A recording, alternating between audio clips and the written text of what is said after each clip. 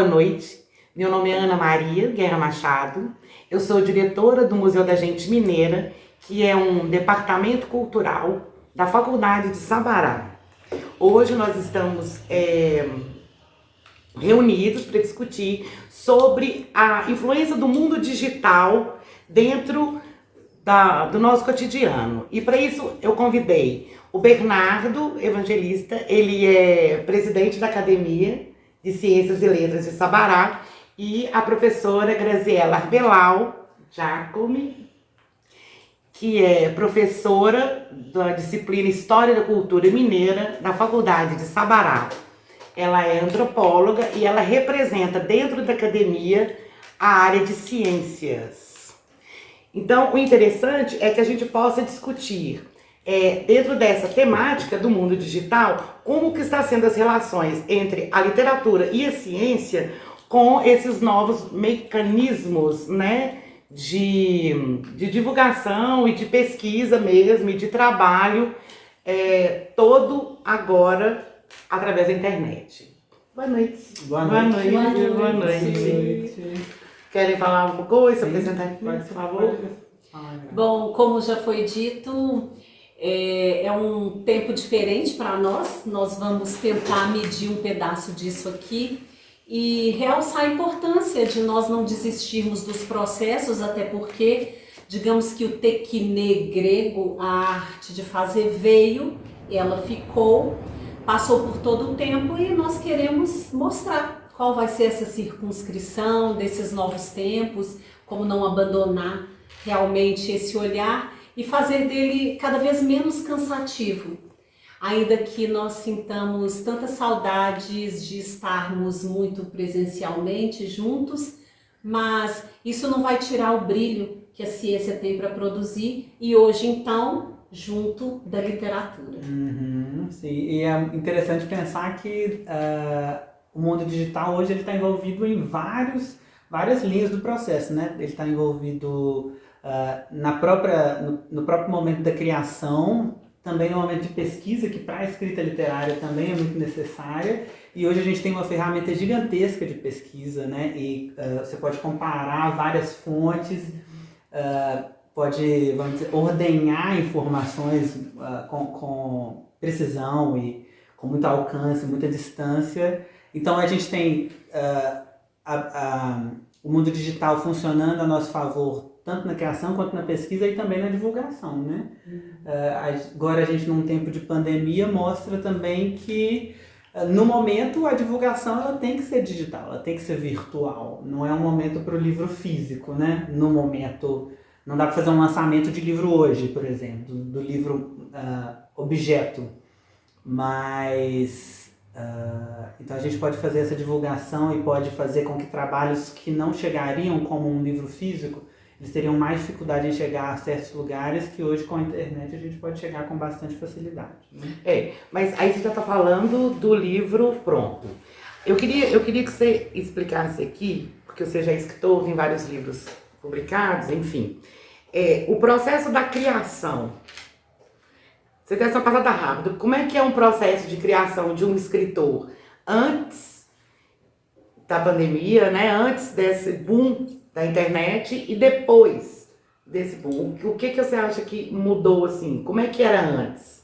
Sim, eu sinto que eu posso falar com propriedade só sobre o meu processo, né? Tá. Eu segui uma rotina de escrita e de criação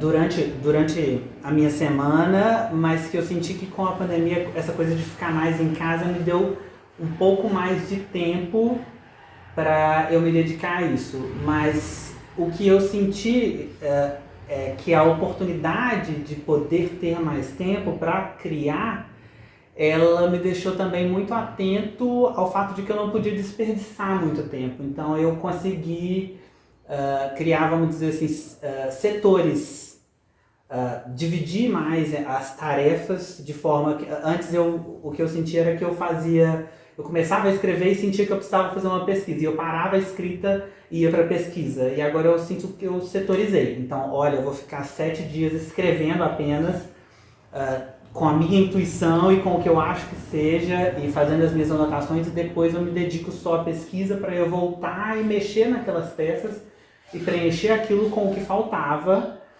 para readaptar aquilo. Então eu senti que por ter mais tempo, eu senti que eu deveria aproveitar mais o meu tempo e otimizar o meu tempo, otimizar o meu trabalho, e assim eu setorizei o meu trabalho, né? Mas a pandemia me fez questionar muito realmente o papel do livro como um produto, vamos dizer assim. Será que os livros precisam ser realmente vendidos? Será que a gente deve cobrar pelos livros que a gente escreve? Por que um escritor quer cobrar pelo livro que ele escreve? Porque ele acha que ele precisa ser recompensado financeiramente por um trabalho intelectual? Porque ele acha que aquilo vai ser um tesouro para a humanidade e ele precisa ser ressarcido de alguma forma? Ou a intenção dele é simplesmente ter um alcance? Ele quer que a palavra dele chegue a alguns lugares. E durante muito tempo eu me acreditei como talvez da forma mais positiva possível, como moeda de troca mesmo. Olha, eu escrevi uma coisa, eu produzi uma coisa que eu acho que pode te fazer bem ou pode ser legal para você. E não fazer bem no sentido de ser uma literatura que vai sempre trazer alegria, né? Não é uma coisa para acalmar, mas eu acho que a literatura, até como representatividade, né? Eu acho que você vê as suas dores ou a sua experiência representada de alguma forma, por pior que seja a dor e a experiência, eu acho que a representação já é um alívio, né? Então, assim, você levar essa representação para as pessoas, você de alguma forma pode estar ajudando elas a se salvarem de alguma forma, né? Ou a se verem, se sentirem identificadas, verem que não estão sozinhas. E por isso, eu creio que você deva me pagar, né, comprar o produto na minha mão, porque é um produto que eu produzi e para você tê-lo em suas mãos, você me pagaria um preço. Mas eu acho que eu mudei um pouco essa perspectiva. Eu acho que talvez por eu ser um escritor que tem um outro trabalho oficial como professor, e o meu sustento sai do meu trabalho oficial, talvez eu tenha conseguido me adaptar ao fato de eu ter esse trabalho oficial como meu sustento, e talvez só não me importe mais tanto em espalhar mais o que eu escrevo, mais o que eu trabalho, sem cobrar de volta. Talvez seja um momento de maturidade profissional mesmo, mas... que aí por exemplo, o seu último livro, seu último trabalho, O Debutante, ele foi disponibilizado gratuitamente. Sim, gratuitamente. No e-book, e em uma semana já teve 400 downloads. Sim, em uma semana só. Em uma semana só. Eu não teria vendido 400 livros em uma semana, sabe? Eu não teria vendido. Então eu acho que por ser digital e por ter sido disponibilizado na nuvem, né, as pessoas têm acesso, e o fato de ser de graça também ajuda as pessoas a irem, né? Porque eu acho que mesmo se fosse um preço que a gente poderia chamar de justo, as pessoas às vezes não têm a disponibilidade mesmo, não têm a disposição de pagar, às vezes não tem o valor também para pagar. A gente, talvez tenha alguém interessado e que não tenha condição de pagar R$10. Será que a gente deve realmente não cobrar, deve realmente cobrar de uma pessoa que não pode pagar por algo artístico que ela quer consumir, né? Eu fico me perguntando se alguém que pode realmente se identificar com uma história e que sabe que aquela história pode fazer muito bem para ela e ela não tem dinheiro para pagar por essa história, ela não vai consumir essa história porque ela não tem dinheiro para pagar essa história. Eu tenho me questionado bastante sobre isso. Mas eu vejo que o Debutante foi uma oportunidade de um lançamento de livro digital que teve um alcance muito rápido, e que de alguma forma, como escritor, é produtivo também, porque se você alcança mais gente tão mais rápido, pode ser que no próximo você já tenha um público que esteja até disposto a pagar pelo trabalho, sim, né? Sim. Pelos trabalhos que vão voltar a ser físicos e a ser pagos daqui a um tempo. Sim. E você acha que esse boom que foi instantâneo, assim, né? é por causa da internet? Você acha que isso é um mérito da internet ou é um mérito só dele não ter sido vendido? Eu acho que é uma junção dos dois. Eu acho que é uma junção do fato dele ter sido gratuito, de ele ter sido uma coisa que as pessoas não precisam se mover para encontrar, né? Então, talvez mesmo se fosse gratuito, mas se eu tivesse lançado em estado físico, as pessoas não iam sair de onde elas estavam para me encontrar, para comprar o livro, para pegar o livro na minha mão, para pegar a distribuição do livro. Então, o livro virtual hoje ele tem um alcance muito maior. E mesmo que mesmo que ele vire uma opção, não para mim, mas para várias pessoas, um livro que vá ser muito barato, mas ainda assim virtual, eu acho que as pessoas têm muito mais predisposição a consumirem esse produto se ele for um produto de fácil alcance para eles, né? O que não significa que os livros físicos vão ser, né? Devem ser interrompidos e não produzidos, não é isso que a gente está falando, né? Mas é uma possibilidade de expansão que talvez nós, escritores mais tradicionalistas, né? Na verdade, amplia, né? O público leitor. Exatamente. Dá uma ampliada no público leitor. Porque ele está falando dessa possibilidade, mas eu acho que a pesquisa, por exemplo, você trabalha com pesquisa, né? Na antropologia, e aí você trabalhando com pesquisa, eu fico imaginando, você fechada dentro de casa, trabalhando só com a internet, até que ponto isso dificulta e até que ponto isso facilita, porque você tem um acesso maior no mundo digital aos documentos que estão na Europa, por exemplo. Né? Porque você esteve na Europa há vários anos pesquisando, mas aí fica uma pesquisa cara. Sim. E aí, o que você acha? Eu penso que nós estamos num momento muito engraçado. Eu vou até fazer uma referência um pouquinho no túnel do tempo, porque vai ser bacana. É claro, não vou dar uma aula aqui sobre história da antropologia, mas eu acho bacana a gente, pelo menos um lápis. Sim. Olha só, se nós pensarmos que até então a antropologia tinha 3 fases. A primeira que foi chamada pontualmente de fase do gabinete. Então imagina, nós entrando no mundo moderno, nós já estávamos preparados para começar a criar a ciência da antropologia, mas nós não tínhamos contato com esse mundo que estava longe. Aqui na antropologia nós chamamos de um mundo do outro, porque ela é a ciência da cultura, então a cultura do outro. E aí de repente nós estávamos ali muito eurocêntricos e olhamos para a Papua Guiné, para a África, tudo muito longe, numa cultura diferente. Vários antropólogos tinham notícia, sentados no gabinete de pesquisa, daquilo que acontecia do lado de lá. Então eles tinham pouco a dizer, mas eles diziam nessa capacidade. E aí quando entra uma segunda fase que chama na antropologia de antropologia da varanda, é porque ele chegou um pouco mais perto dessas pessoas. Então ele já está chegando naquele outro planeta, naquele outro país, naquele outro continente, mas ele ainda está estagnado, digamos que dentro da choupana dele, alugada e construída também para fazer esse mini gabinete, e tendo contato com aqueles chamados de nativos, a partir de uma história que um mediador contava para eles. Bom, mas pelo menos eles já chegaram na varanda, já foi um passo.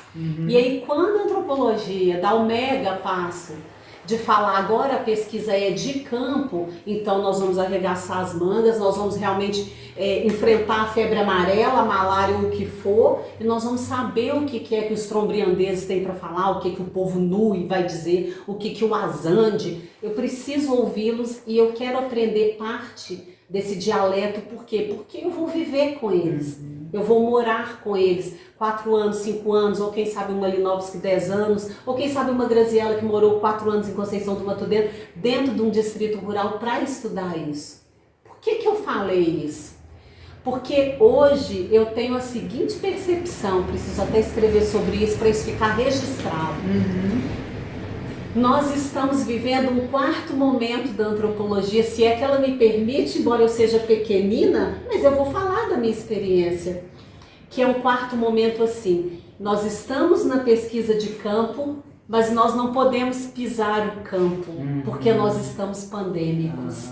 Então, se eu pudesse abrir um novo tempo, eu diria que esse é o novo tempo, em que nós vamos pisar o campo mascarados e que nós vamos fazer uma pesquisa aproveitando esse tempo, como a Ana lembrou, de tudo que nós angariamos, cada pesquisa, aquilo que é da Torre do Tombo, aquilo que é do museu, do British Museum, tudo que foi estudado e que foi trazido, mas nós não abandonamos o campo, é uma quarta experiência, porque quando nesse semestre, o semestre passado eu propus aos alunos, vamos fazer então uma experiência sobre a questão da tapeçaria, e aí a pandemia chegou e eles não poderiam alcançar o campo de pesquisa, que é estar na rua, entrevistar as pessoas, depois eles aprenderem qual era o ofício, brilharem junto, porque esse é o final da pesquisa, da extensão, então agora eu tenho que devolver para a comunidade, com o trabalho deles, a montagem deles juntos. Eu fico olhando que veio um momento e os alunos, nós tivemos que sentar e reinventar. Qual é o quarto momento antropológico? Porque a pesquisa de campo tinha que acontecer. E aí é que a questão da tecnologia foi brilhante, porque nós não fomos para os gabinetes, nós não voltamos para as varandas, nós nos mantivemos. Muito bem. E aí então todo mundo vai começar a se perguntar por que é que de repente nós estamos em outro cenário. Por acaso, diriam os portugueses, muito bonito também. É que a luz da cidade acabou. Isso significa mundo digital. Imaginem só, nós estávamos tão prontos, por assim dizer, e de repente nós tivemos que reinventar. Bom, digamos que em pandemia de luz, vamos continuar a nossa discussão. Quantos não têm passado por isso? Vamos lá. Então, o que estávamos dizendo é que nessa quarta fase, que foi possível perceber e até criar um novo conceito para isso na antropologia, é que os alunos não deixaram de pesquisar. E, como eu lembrei, nós não voltamos realmente nem para as varandas, nem para os gabinetes. A pesquisa de campo foi a mesma, mas houve uma reformulação do olhar para isso. Nós tivemos que tomar os devidos cuidados, primeiro, quando nós tivemos pequenos momentos presenciais, de acordo com tudo aquilo que todo mundo já sabe. Mas o mais interessante foi que os alunos acessaram toda uma tecnologia digital e trouxeram aquelas pessoas que seriam entrevistadas, que participariam, que fariam realmente parte de uma pesquisa de campo, mas por telefone, por WhatsApp, por chamadas de vídeo. E então, como cientistas, nós ficamos nos perguntando, então dá certo? Dá certo, é uma reinvenção. É claro que ter o tempo para nós fazermos outras pesquisas enquanto isso, porque digamos que a situação ela vai se desembolar também, mas não tirou da ciência nenhum mérito.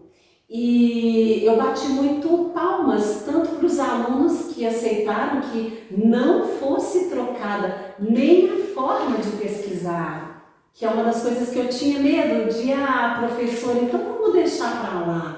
Não, tudo foi feito da mesma maneira. A entrega de uma carta de consentimento do cientista dentro das caixas de correio, avisados, vou deixar uma carta, depois você assina e depois nós vamos recolher. Tudo aconteceu, explicando a pesquisa, o retorno depois, vamos deixar na sua caixa de correio um jornal contando como que foi publicado, falando da Folha de Sabará, que a pesquisa saiu, e agora já estamos nos aprontando para o passo do artigo. Então foi bacana demais, eles toparam, mas também tenho que somar algo. As pessoas entrevistadas de Sabará aceitaram também o desafio, e muitas delas estavam mais distantes da tecnologia, que é bem típico tanto da forma de ser quanto da propriedade. E mesmo assim eles toparam, marcavam os horários e aí as pesquisas aconteceram. Então, penso eu que, conceitualmente falando, estamos de fato num quarto tempo da antropologia. Campo mais tecnologia. Muito bom, muito bom. E olha só, na literatura a gente vê, eu acho que fica muito mais nítido para a literatura, que houve uma aproximação e uma ampliação de leitores, né? Principalmente da experiência da debutante, né? O seu último livro, que foi o e-book. Porque muito mais gente teve acesso, então houve uma diversidade. Aquele público que a gente já tinha uma linha de público, de leitores, né? Um tipo de leitor, ela foi diversificada, né? Temos todo tipo de gente lendo os livros e-book. Aí eu queria saber de você, o que você acha da pesquisa atingindo públicos diferentes? Você acha que vai atingir? Que isso favorece? Sim, sim. Acho que o fato de estar disponibilizado vai abrir um interesse para pessoas que não são da área, por exemplo? Sim. Acho que sim.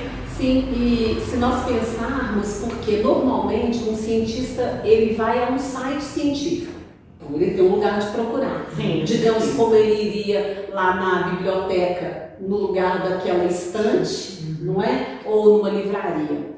E o que acontece é que nós passamos a incentivar outras pessoas que não têm absolutamente nada a ver com a área em lerem aquilo. Por quê? Porque nós podemos enviar para elas. É claro que algumas poderiam até receber e não ter interesse. Ah, não, só vi, achei bacana o título, mas não vou ler um artigo, por exemplo.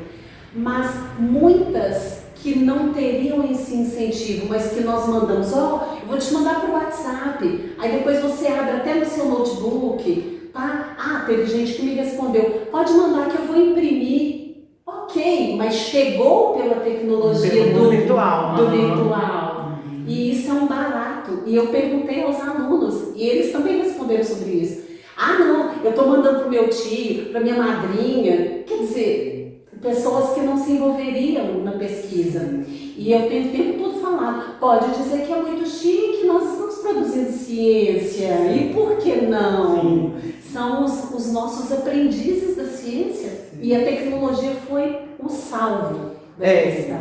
A gente, no Museu da Gente Mineira, junto com o Museu do Ouro, desenvolvendo o projeto Sabores e Saberes, a gente tem percebido essa multiplicidade de público mesmo, porque na hora que soltam os vídeos, e é todo virtual, né?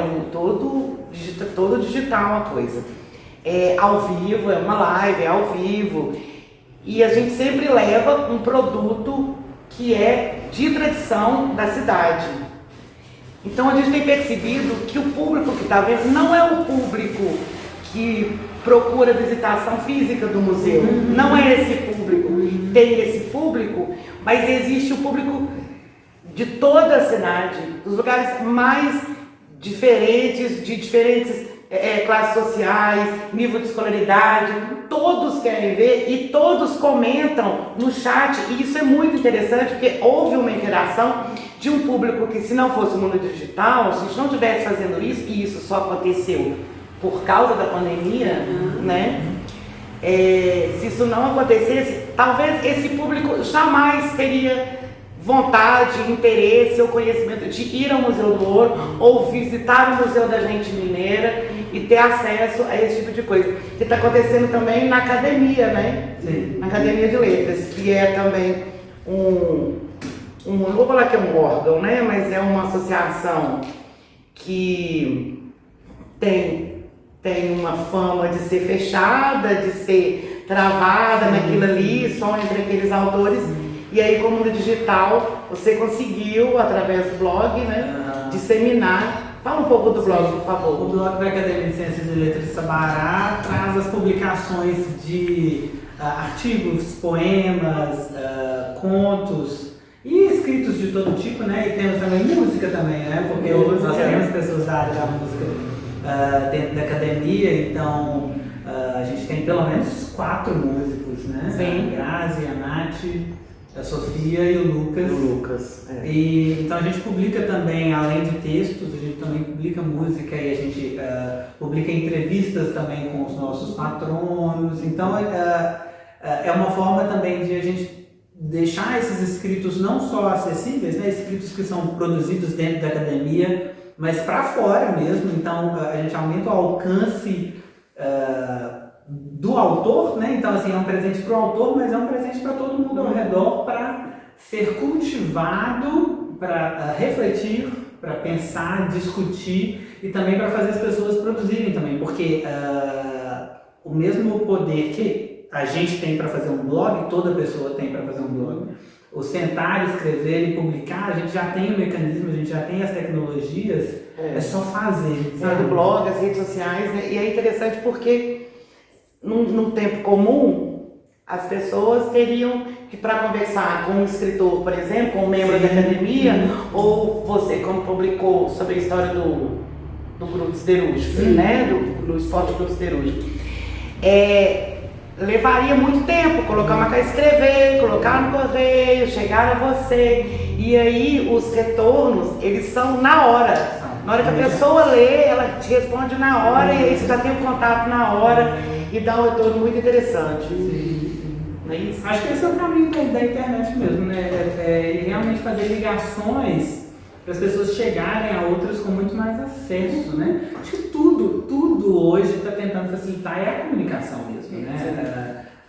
Quando você tem um mecanismo disponível para você na internet, para você fazer traduções, ou seja, se você tem um amigo na sua rede social, e por mais que ainda são ferramentas que estão sendo construídas, então são ferramentas que ainda têm muitas falhas, né? São ferramentas que não estão completas ainda e talvez nunca estejam, assim como a língua é uma coisa que se constrói, está sempre em construção, um mecanismo que tenta driblar barreiras de comunicação, é claro que ele também vai apresentar falhas e vai precisar ser desenvolvido e melhor desenvolvido, mas queira ou não, a gente vive num momento que é muito propício para pesquisa, é muito propício para você divulgar o que você pensa, para você divulgar o que você faz e para você se alimentar também do que as pessoas fazem, né?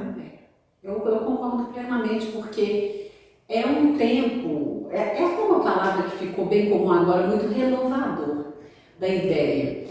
E se nós formos saudáveis o suficiente para fazer com que seja uma boa ideia, como vender realmente um bom peixe de boa qualidade, a tendência é que isso não pare e nós possamos construir também recebendo ideias de outras pessoas. Porque quando nós pensávamos, por exemplo, no caso, eu que venho da ciência, quando nós pensávamos na ciência também muito só dentro dela, hoje nós estamos comprovando que não, a maior metodologia que nós temos para aplicar é exatamente falar: público, dialogue comigo, ainda que eu tenha uma linguagem própria, uma metodologia de pesquisa própria e etc e tal, que tenha lá uma forma que seria diferente de uma pesquisa corriqueira, mas ela não tira o brilho também dessas outras pessoas e elas vêm trazendo uma bagagem muito grande para nós.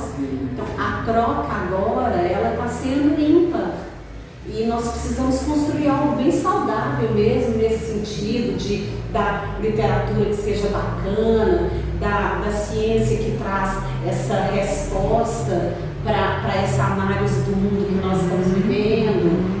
E seduzir, por exemplo, esses que vêm logo depois de nós, seduzir esses jovens para que eles queiram escrever, queiram poetizar, queiram fazer pequenas pesquisas, queiram participar. Eu vejo, por exemplo, a outra disciplina que eu leciono, que é exatamente a de metodologia da pesquisa, e segunda-feira eu tive uma aula com eles e no final, eu até confesso, eu chorei, porque foi tanta energia para dizer: eu preciso que vocês queiram pesquisar.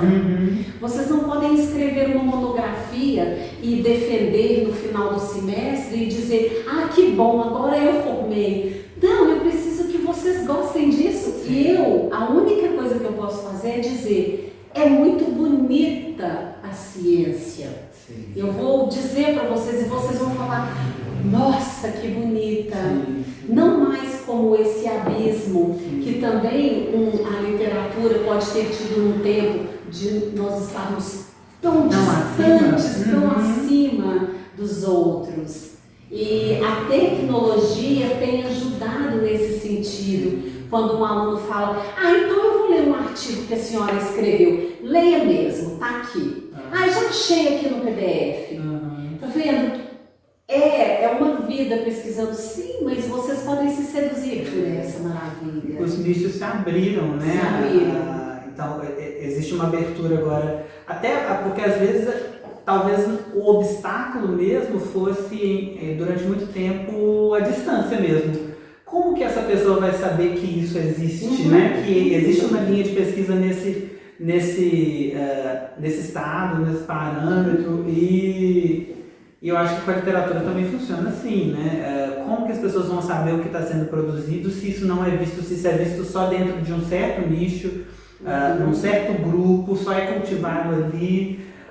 E a palavra o registro é social, né? A palavra tem que estar com o outro também. A gente tem que refletir o outro. Você não pode também criar um nicho aqui e dizer que você está representando o mundo. Você não está representando o mundo, sabe? Você tem que... É uma das representações. E aí a pergunta é, qual é a sua? Qual é a sua representação sobre isso? Sim. Esse aqui é o comunicar. Exatamente. Isso é muito bonito. Nós estamos abertos para isso. Sim. Para entender qual é a sua. Sim. Gente, eu agradeço muito a presença de vocês e eu acho que é isso mesmo, o mundo digital foi um excelente tema proposto pelo Instituto Brasileiro de Museus. Vale a pena mesmo discutir isso tem que ser falado muitas vezes para que haja essa consciência, né, de que o mundo digital ele não é só uma coisa que está simplesmente acontecendo, então a gente tem que retirar disso, fazer disso uma ferramenta, né, de construção, de aproximação com o outro, para conhecer a visão do outro, para conhecer o que o outro pensa, aumenta a proximidade. Eu agradeço muito a presença de você, da Academia de Letras, da Faculdade de Sabará. Muito obrigada. Boa noite. Nós também agradecemos. Sim, muito obrigada em nome da Academia de Ciências e Letras de Sabará, de todos nós, né? Sim, eu também agradeço em nome da academia e em nome da Faculdade de Sabará.